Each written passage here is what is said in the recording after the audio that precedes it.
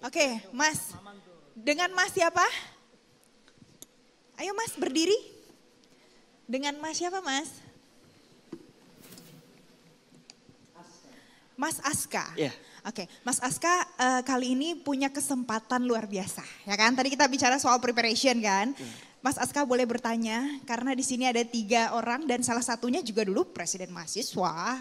Silakan Mas. Oke, mungkin aku perkenalan diri, nama aku Mas Yusuf Aska, bisa dipanggil Aska. Aku dari Binus University. Di sini aku mau bertanya sebenarnya ke Pak Maman aja dan keseluruhan ini sebenarnya. Tadi aku nyimak dari awal sampai akhir, itu tuh tentang bagaimana perjalanan atau perjuangan hidup adalah yang membuat kita dewasa dan kita bisa mengerti apa yang akan kita lakukan selanjutnya. Dan juga aku sempat mention tentang takdir Tuhan. Nah, kadang-kadang tuh anak muda tuh zaman sekarang tuh pengennya semuanya mulus-mulus aja. Tapi saat udah nggak mulus, udah keluar dari tracknya, mereka kayak nyalahin, kayak bandingin dia sama orang lain, atau mungkin dia udah nggak mau ngelanjutin apa yang udah dia mulai. Nah pertanyaannya tuh gimana sih cara kita buat percaya bahwa takdir Tuhan itu yang terbaik buat kita, bahkan itu lebih baik daripada takdir manusia itu. Mungkin yang kita pengen itu berbeda jalurnya dengan apa yang sudah dikasih skemanya dari Tuhan Yang Maha Esa. Mungkin itu aja, terima kasih. Thank you Mas Aska. Boleh lah ya tepuk tangan, kita minta Mas Maman jawab. Mas Maman silakan Mas Maman. Ya ini tadi saya nggak nyangka kalau kita sampai dibahas ke presiden mahasiswa. Tapi begini, memang kalau lihat dari proses perjalanan hidup saya, titik balik hidup saya itu pada saat saya jadi presiden mahasiswa di Trisakti. Dulu Trisakti itu kan kampus reformasi. Itu kampus yang memang pada saat waktu tahun itu memang sangat luar biasa sekali lah. Jadi tarik menarik politik, masuk dalam titik epicentrum politik nasional, bukan cuma nasional tapi internasional karena ada isu HAM penembakan 12 Mei 98 itu. Jadi memang pertarungan politik pada saat waktu itu untuk menjadi presiden mahasiswa dengan jumlah mahasiswa waktu itu kurang lebih hampir 50.000, itu luar biasa sekali. Dan saya muncul, ini cerita lucu-lucu aja nih, seru-seruan, saya muncul sebagai representasi anak-anak tongkrongan tuh waktu itu. Jadi bukan sebagai aktivis ekstra parlementer, ya memang saya di HMI tapi saya bukan masuk dalam grup itu tuh. Saya anak masuk, tongkrongan ini gimana nih citranya? anak tongkrongan, jadi kan kalau namanya di kampus itu kan ada basis-basisnya kan, basis tongkrongan, basis intelektual, basis kopma dan lain sebagainya. Jadi saya maju sebagai representasi kelompok itu tuh. Dan memang kalau dalam tarikan politik, saya bukan dalam kelompok tarikan politik pada saat waktu itu. Jadi kita jadi aja waktu itu dan anak daerah pertama di Trisakti yang jadi presiden mahasiswa.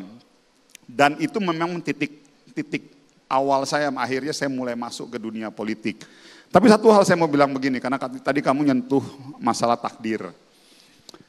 Kamu tahu nggak Dek, prinsip pertama itu bahwa yang bisa membuat kamu berhasil atau membuat kamu gagal itu bukan orang lain, ya diri lu sendiri.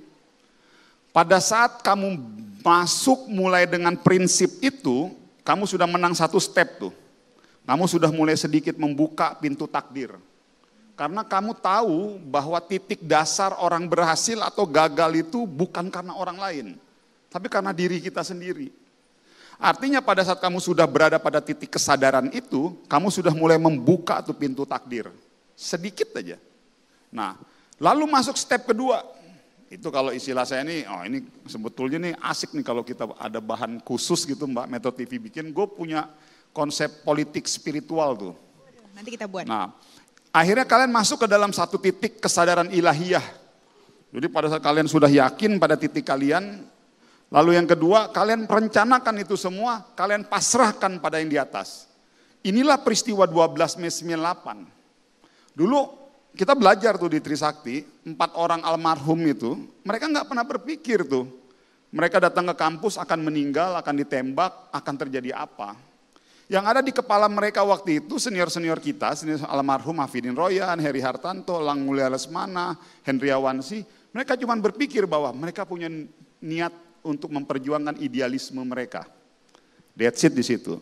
Mereka nggak pernah peduli berhasil ataupun gagal, karena dia tahu Urusan berhasil dan gagal itulah baru urusan Allah. Jadi yang tugas bagi kita adalah yakinkan pada dalam diri kita bahwa kalau kita mau menjadi sesuatu, bismillah, jalan. Urusan berhasil atau tidak, serahkan itu 100% kepada Allah. Dan biarkan kehendak takdir itu yang membimbing kita. Itulah sejatinya anak muda dan itulah sejatinya pemimpin. Saya yakin apa yang menjadi cerita Mas Emil Dardak, Mas Ipin tadi, kalau ditarik benang merahnya tuh di situ semua tuh. Tadi kan ada kenekatan, kan itu kan ciri-ciri anak muda itu kan ada kenekatan, ada sesuatu yang mungkin orang ini gila nih, gitu. Ini orang stres nih kan gitu. Beruntunglah kamu pada saat kamu muda, kamu dibilang orang gila atau kamu orang stres. Berarti kamu setidaknya kamu agak berbeda dengan yang lainnya. Jadi poinnya saya merasakan ya dalam konteks substansi ya, kasusnya beda-beda nih. Case-nya beda-beda tetapi secara esensi kurang lebih sama. Dan setelah itu ya sudah berjalan, cuman memang bedanya saya setelah saya dunia kemahasiswaan waktu saya jadi presiden Mahasiswa Trisakti, yang lain langsung terjun ke politik, saya enggak, karena kan masalah ekonomi kan. Saya harus kerja, akhirnya saya memutuskan kerja di oil and gas industry, kurang lebih 12 tahun lah.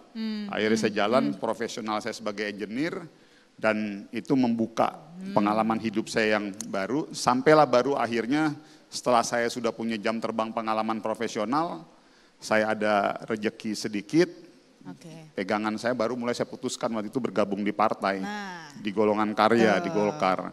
Jelajahi cara baru mendapatkan informasi. Download Metro TV Extend sekarang.